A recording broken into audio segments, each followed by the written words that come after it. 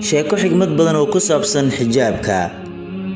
Gabar baa waxay soo iibsatay taleefan qaali ah.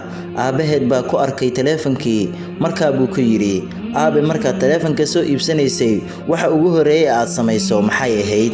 Gabadhii baa ku tiri, "Waxaan soo geliyay koofur ama qolof sare oo taleefanka difaac u noqonaya, kana ilaalinaya inuu jabo."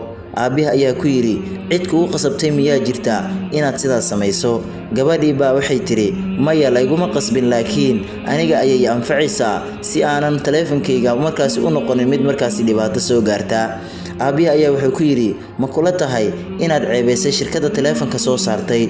Gabadhii ayaa ku tiri, "Maya aabe, shirkaddu ayada ayaa nagula talisay in taleefanka qolof sare gelino si uusan taleefanka nooga jabin." Aabihi ayaa wuxuu ku yiri, "Waa tahay, qolofku miyuu qiimo tiraya taleefanka?"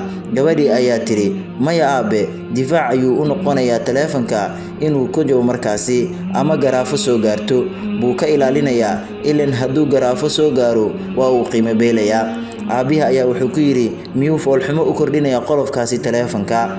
Gabadhii ayaa ku tiri, "Aragtidayda, maya, qurux mooye foolxumo uma kordhinayo."